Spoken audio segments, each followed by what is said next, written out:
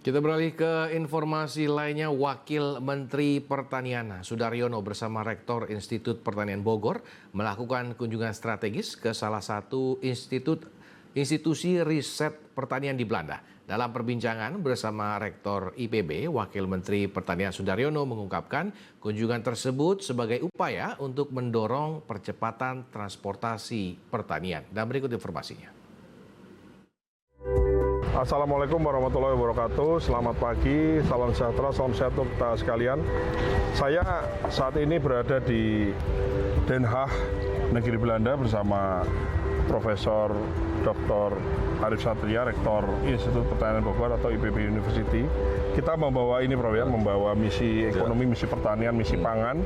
Dalam kaitannya kita kunjungan ke beberapa titik yang dirasa sangat penting untuk kemajuan dari pertanian kita, apakah itu dari inputnya, dari prosesnya maupun dari aftercropnya. Kita ingin tahu dari negara yang paling maju di dunia gitu. Ya.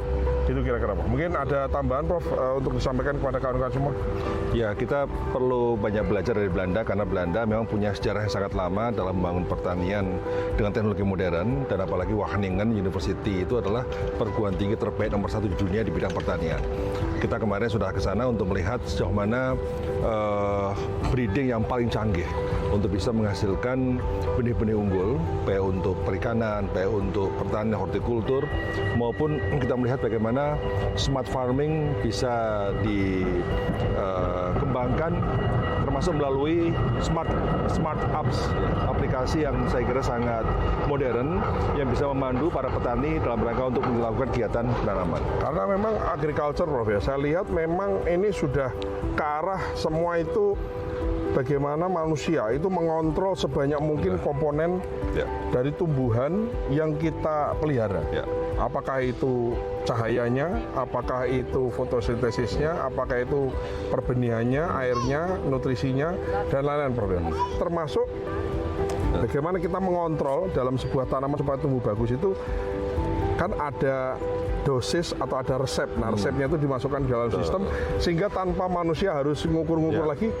Di sini sudah sampai ke sana, Prof. Ya, betul. Karena smart farming sudah menjadi keniscayaan. Karena di sini ongkos buruh sangat-sangat mahal. Sangat mahal, ya. Karena memang ongkos buruh mahal, kesulitan-kesulitan itu akhirnya membawa kepada otomatisasi, ya. Otomasi, ya, autonomous. Jadi ini banyak sekali kita kemarin lihat bagaimana benih yang baik, bagaimana sistem autonomous, ya, sebanyak mungkin tuh nggak ketemu manusia pohon-pohon itu, ya. Tanaman itu nggak ketemu manusia, gitu, Prof, ya. Betul. Nah, kita ini ternyata di IPB, saya juga sekali lagi kita kan banyak belajar di sini, kemudian kita refleksikan di IPB sendiri bagaimana. Ternyata, Prof, di IPB beberapa hal sudah ada, gitu, Prof, ya, di skala dengan skala lab yang sama seperti di sini.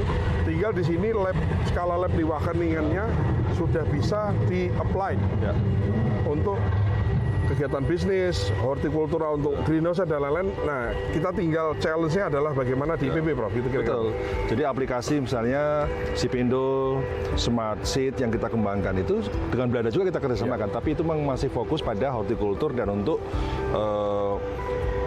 memberikan rekomendasi untuk pemupukan. Nah, perlu kita integrasikan dengan climate dan sebagainya. Apalagi sekarang IPB sudah punya stasiun automatic weather yang memang sangat-sangat canggih dengan presisi untuk memperkirakan iklim, cuaca, ya, sehingga ini bisa menjadi pelengkap dari aplikasi yang saat ini sudah kita kembangkan. Nah, samping itu kita juga punya vertical farming yang sangat modern. Di sini sangat modern. Di sini modern, di IPB juga sangat modern. Sangat modern dengan cost tentu saja yang tentu lebih murah. Jauh lebih murah, tapi sistemnya modernnya hampir sama, ya. Betul. Nah, tinggal automationnya yang di sini memang lebih canggih. Karena di sini memang semua serba robotik, ya. Dan di kita automationnya masih harus disempurnakan lagi. Jadi memang kita banyak belajar dari Wageningen karena memang dosen-dosen IPB juga banyak dari Wageningen. Sehingga ternyata memang banyak masyarakat kita, banyak mahasiswa kita yang belajar di Belanda tuh banyak sekali, ya. Dan banyak di antara mereka setelah lulus banyak yang bekerja di perusahaan-perusahaan agriculture di Indonesia. Ya. Kita ketemu berapa kemarin tuh, Prof, ya. Kerja di sini bagus, ya. Kemarin ada berapa? ada 2-3 orang ya yang menurut saya sangat progresif. Data science, bagaimana dimanfaatkan untuk bisa memperkuat sistem kontrol di greenhouse. Jadi greenhouse sendiri kan saya kira sangat bervariasi ya. Ada yang paling canggih, ada yang canggih, ada yang sedang, ada yang sangat minim.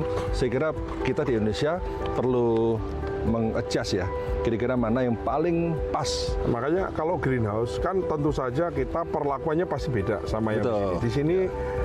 Cost-nya besar karena dia iklimnya itu berubah-ubah ya, 4 musim ya. Sehingga dia harus menciptakan iklim yang homogen terus-menerus panjang tahun. Sementara kita iklimnya relatif sama ya, tinggal kering, banyak hujan atau tidak. Nah itu tinggal perlakuannya saya kira memang Prof kita bisa lebih sederhana.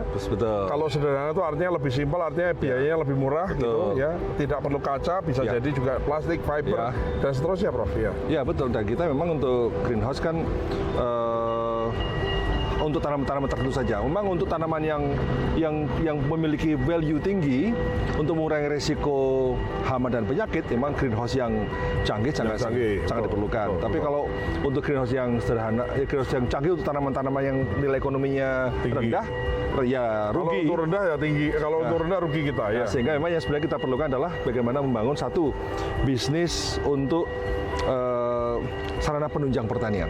Jadi saya kira anak muda dengan teknologi yang sudah dikembangkan di IPB, di kampus-kampus lain, saya kira bisa dikembangkan. Karena toh di sini yang mengembangkan juga bukan perusahaan-perusahaan besar-besar amat itu loh. Perusahaan-perusahaan UKM ya yang bisa mengembangkan. Kita bisa lah. Persoalannya itu di tempat kita banyak orang itu dari hasil coba-coba kemudian merasa itu benar. Ya apakah itu beternak, apakah itu pelihara ternak, apakah itu bikin greenhouse, apapun yang dikerjakan di kita kadang-kadang Prof banyak anak muda kita tahu dari TikTok, tahu dari YouTube, mengerti sedikit kemudian dipraktekkan dan akhirnya gagal. Maka ini jadi satu konfirmasi yang bagus bahwa salah satu sumber kita meniru mendapatkan teknik yang benar, mendapatkan metode yang benar itu di IPB. Yang kurang lebih mirip-mirip seperti di sini di Wageningen. Memang ada juga yang di IPB belum ada Prof. Ada juga. Bioteknologi dan lain-lain mungkin sudah ada embrionya, tinggal bagaimana mengembangkannya. Dan kalau di sini kan bioteknologinya sudah bukan riset lagi, tapi bioteknologinya sudah bikin company dan sudah komersial ya. Jadi saya justru pesan pada anak-anak milenial ini dan alumni-alumni bidang pertanian dan juga bidang teknik mesin, elektro, data science dan sebagainya. Ini bisnis di pertanian itu sangat besar. Peluangnya tidak hanya untuk growing, tapi untuk menciptakan alat-alat pertanian. Yang ini luar biasa banyak. Saya kira membangun greenhouse. Kemudian yang kedua juga untuk menciptakan input lain seperti benih. Benih di IPB ada 145 yang unggul. Dan ini siap untuk diproduksi massal.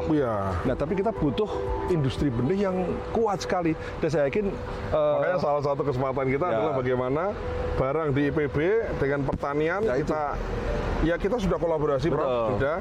Bagaimana lebih dalam lagi semua riset di IPB kita mau makan semua. Itu yang karena ternyata IPB nggak kalah juga ya, termasuk fakultas pertanian kita di tempat lain di Indonesia nggak kalah dengan di sini. Artinya kalau kita bicara agriculture yang betul-betul maju di sini Wageningen jagonya. Tapi yang ngerti Indonesia bukan Wageningen yang ngerti Indonesia. Yang ngerti Indonesia adalah IPB.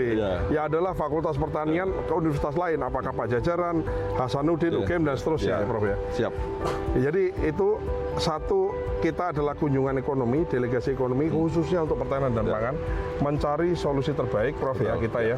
Jadi kita sepakat riset itu penting, sangat penting. Tidak kalah penting juga bagaimana hasil riset itu bisa di-applied ke dalam dunia nyata, dalam hal ini apakah kegiatan usaha bisnis dan seterusnya, sehingga betul-betul ini terus roda ini gliding terus gitu. Sampai seperti di sini ya. Di sini sudah bagus tuh terus diimprove terus gitu. Saya kira itu Prof, kita lanjut lagi nanti kita di obrolan berikutnya. Terima kasih.